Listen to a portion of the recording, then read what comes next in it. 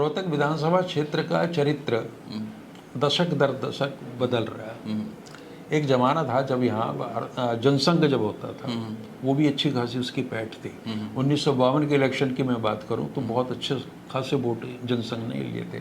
उसके बाद में डॉक्टर मंगल सेन का एक दौर आता है और अब मनीष ग्रोवर एक बार विधायक बने। तो यहाँ मूलतः लड़ाई भारतीय जनता पार्टी और कांग्रेस के बीच रहती है। और मजे की बात यह है कि जो वोट कार्यकर्ताओं को छोड़ दीजिए, जो विचारधारा से जुड़ा वोट है उसको छोड़ दीजिए, आम तौर पे इस शहर के पंजाबी मतदाता और बनिए मतदाता वो बंधे हुए नहीं है एक जगह की, वो एक ही जगह रहेंगे, वो चलते रहते हैं, चूंकि वही हराते हैं, वही किसी को जिता देते हैं अगली बार में। तो रोहतक शहर की स्थिति इस बार हुई क्या है कि मनीष ग्रोवर गलती करके बहुत ज़्यादा, पहली बार तो उन्होंने जब ये आके यहाँ कहा कि मैं चुनाव नहीं लड़ूंगा, और वो दृश्य सबने देखे कि वो बहुत भावुक हो गए थे, रोने लगे थे, और उन्हें ढाढ़स बंधाया कार्यकर्ताओं ने कि जिन्हें आप ही लड़ेंगे। तो उससे संकेत लोगों में ही गया कि मनीष ग्रोवर को इस बार टिकट नहीं मिल रही, और ऊपर से संकेत मिल गए हैं। उसके बाद में लगातार वो डैमेज कंट्रोल सा कर रहे हैं एक, है ना, और कांग्रेस पे जो वो हमला बोल रहे हैं उसके कोई बहुत ज़्यादा लंबे चौड़े अर्थ निकाल नहीं पा रहे। चूँकि देखिए, अगर कांग्रेस के खिलाफ कुछ माहौल है तो जनता को सब पता है सारा। फॉर एग्जांपल आप कहते हैं कि 2016 के जो कुछ हुआ था उसमें, हाँ बिल्कुल, वो इस चीज़ को तो बड़ा मुद्दा बनाया, बहुत बड़ा मुद्दा बनाया, और हम रोहतक के नागरिक उस हैसियत से हम देखते हैं। मैं इस चीज़ को अन्यथा लेता हूँ। देखिए, प्रदेश में आपकी सरकार थी, एक लोकप्रिय यशस्वी मुख्यमंत्री थे, और अगर वहाँ स्थानीय प्रशासन, पुलिस प्रशासन और इवन सैनिक जो आए थे वो भी विफल रहे, तो इसकी विफलता की जिम्मेवारी आपको लेनी चाहिए नैतिक रूप से। आप ये कह रहे हैं कि साहब जिन लोगों ने रोहतक जलाया, क्या ये सिद्ध हो चुका है रोहतक किसने जलाया? अगर हो चुका है तो रोहतक की जनता को आप आधिकारिक रूप से प्रमाण सहित बताइए कि ये लोग हैं, क्योंकि जानना चाहते हैं लोग। प्रकाश सिंह कमीशन, वही मैं कह रहा हूँ, कमीशन बैठा था, उसने एक रिपोर्ट दी, आपने गोपनीयता की आड़ में उसको भी छुपा लिया। अब केवल आप कह रहे हैं कि जिन लोगों ने जलाया, और जब ये कह के भी तो आप असल में वो जो 35 बनाम 1 का जो नारा था उसे फिर से पुख्ता कर रहे हैं। तो ये जो ध्रुवीकरण की और विभाजन की राजनीति, ऐसे रोहतक के लोग भी बखूबी समझते हैं। आज की स्थिति यह है, अगर शुरू की मैं देखूं, लोग इलेक्शन में लोग कहते हैं जी इलेक्शन उठ रहा है, इलेक्शन ये गया है, आपने लिखा खींच गया है। ये कैसे पता लगता है वैसे? हाँ, किसने बताया? मुझे नहीं पता लगता कैसे लगता है। तो किसी ने लिखा था कि उसने, बहुत सारे लोगों ने उस पर कमेंट किए जी आटे की खपत से पता चलता है, अच्छा है ना, लोगों के चेहरों पे उस तरह की चीज़ें आने लगती हैं, यानी माल का वितरण हो रहा है, हवासी बन रही है। तो समाज के विभिन्न तबके जो चुनावी प्रणाली से जो लाभान्वित होते हैं, तो उनके चेहरों की रौनक से पता लगता है इन चीज़ों। लेकिन स्थिति है, मेरी समझ ये है कि रोहतक विधानसभा क्षेत्र में कांग्रेस कंफर्टेबल है चारों सीटों पे, और यहाँ भी वही फैक्टर काम करता है। यहाँ सीधी सी बात है कि भूपेंद्र सिंह हुड्डा, हाँ, और अब अगर आप सीधे सीधे जातीय समीकरणों की बात भी करें तो जाट मतदाता नंबर 2 की स्थिति में है, और अगर वो एक मुश्त हाईली पोलराइज्ड होके कांग्रेस कैंडिडेट के साथ लग रहे हैं, उसको वोट दे रहे हैं, और जगह से भी वोट मिलेगा, ऐसा तो है नहीं कि इसके बरक्स जो है वो सारे चीज़ खिलाफ हो गए हैं। और कोशिश की गई है, भाजपा ने बहुत कोशिश की है कि दलित समुदाय में वो सेंध लगा पाए, परिणाम बताएगा कितने हुए, लेकिन मोटा मोटी आप देखेंगे तो कांग्रेस कमज़ोर नहीं है कहीं भी। हाँ, थोड़ा मैं संकोच के साथ चीज़ें कह रहा हूँ इन चीज़ों को, लेकिन इसका अर्थ ये कतई नहीं है कि मैं ये मान के बैठ गया हूँ कि भारतीय जनता पार्टी सीट को निकाल रही है और भारी मोहब्बत से निकाल रही है। अभी खींचेगा, उठेगा, बैठेगा, ये चीज़ें अगले हफ्ते में होंगी, और बैठा उठा खींचा क्या नहीं हुआ ये रिजल्ट बताएगा। कहते हैं ना ऊँट किस करवट बैठे। हाँ, लेकिन रोहतक जिले की चारों सीटों के विषय में मेरी समझ तो ये बनती है कि वहाँ कोई खतरा कांग्रेस को है नहीं। यहाँ इसके तर्क मैंने आपको बता दिए, हो सकता है मैं गलत हूँ। तो मुद्दे कौन हो रहे हैं सर इस चुनाव में? आपने देखा हो तो मुद्दों पे बात नहीं हो रही ज़्यादातर कि 10 साल में अगर कोई भी सरकार है तो अपने काम काज गिनाए, लेकिन बात हो रही है दलित की, दलाल की, दामाद की, इस तरह की वो बातें कर रहे हैं। देखिए, आसान होता है कोई भी बच्चा जब परीक्षा में बैठता है तो जो सबसे आसान सवाल है वो उनको पहले करता है।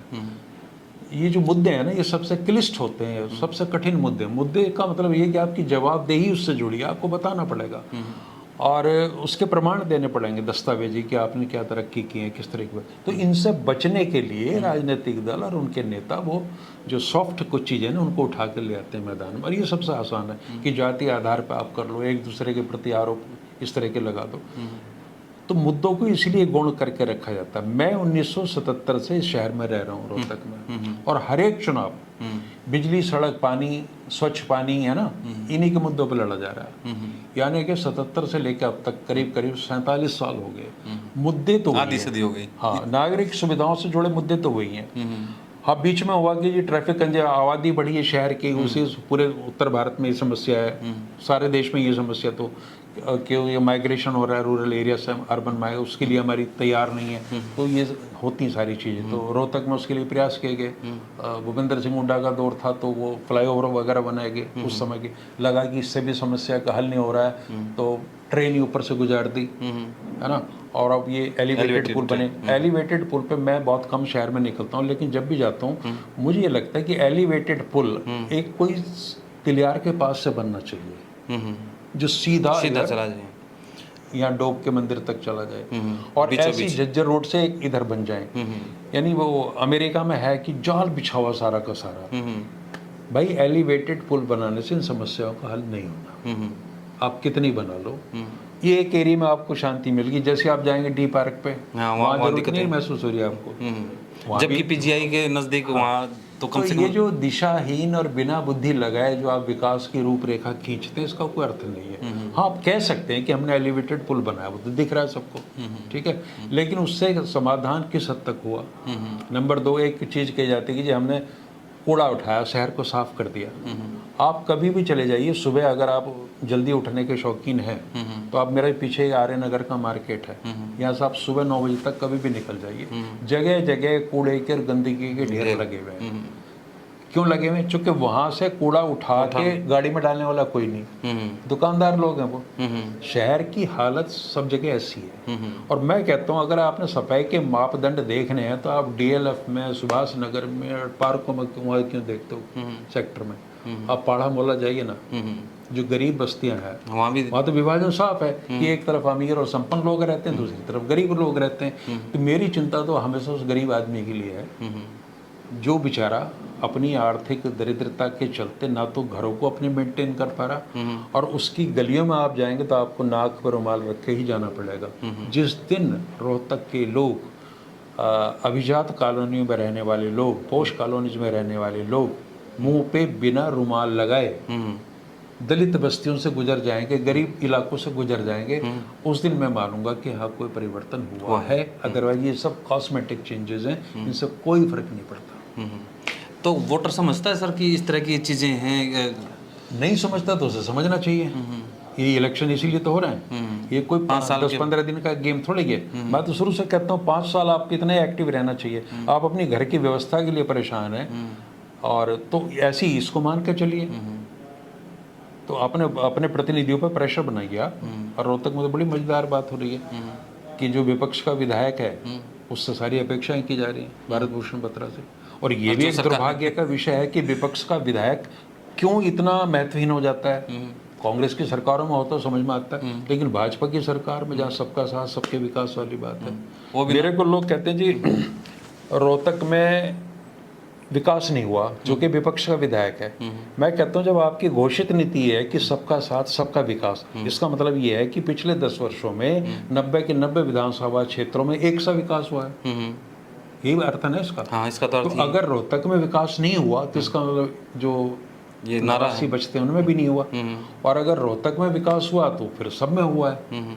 तो या तो ये घोषित नीति आपकी कहीं दोषपूर्ण है आप, तो या फिर ये उल्हाना बंद कर दीजिए रोहतक में विकास नहीं हुआ। भारतीय जनता पार्टी के नेताओं को ये कहना चाहिए कि हमने पूरे प्रदेश का विकास किया और उस कड़ी में रोहतक भी बहुत विकसित हुआ है। बेशक वो विपक्ष का विधायक था, कितनी अच्छी बात सुनने कि यहाँ विपक्ष का विधायक था, मनोहर जी एक हैं, लेकिन बावजूद इसके मैंने इसको उतना ही प्रश्रय दिया जितना मैंने करनाल में विकास कराया, उतना ही रोहतक में कराया।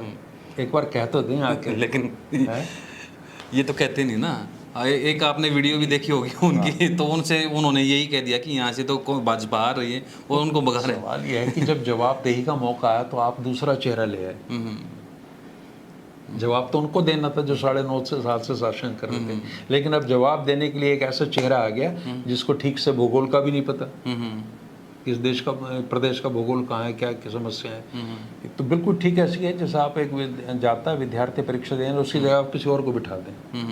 ठीक है, जब दो साइंस का पेपर ह्यूमैनिटीज वाले को आप दे दें तो वो बेचारा कंफ्यूज हो जाता है कि मैं क्या करूं। कभी वो प्रश्न देख हो सकता है मेरी बातें बहुत कड़वी लगती हैं कई बार, विशेषकर भारतीय जनता पार्टी के लोगों को, लेकिन वो अपने आप में सुधार कर लें, क्योंकि ये अंतिम चुनाव नहीं है भारतीय लोकतंत्र में, और भाजपा एक अलग किस्म की पार्टी है, सैकड़ों साल उसने यहाँ रहना है, राजनीति करनी है। तो अगर इसी प्रारंभिक अवस्था में जब उनका सत्ता से साबका पड़ रहा है वो सीख लेंगे, है ना, और अच्छी अच्छी चीज़ें अपनाएंगे तो उनका भविष्य उज्जवल होगा। फिलहाल रोहतक जिले में संदिग्ध है। तो हरियाणवी में कहते हैं कि इन्होंने यहाँ पे ना उनके 12 बीघा में दाने नहीं है। हाँ, ये कह सकते हैं, तो 11.5 में या 12 कुछ भी कहते हैं। चलो धन्यवाद सर, आपने विस्तार से बताया कि जो रोहतक जिला है उसमें 4 विधानसभाएं हैं और वहाँ पर किस तरीके के समीकरण बैठ रहे हैं, किस तरीके के मुद्दे यहाँ पर हावी हैं और किन चीज़ों को लेकर वोटर सोच रहा है। आपको क्या लगता है कमेंट बॉक्स में लिखें। धन्यवाद, नमस्कार। नमस्कार।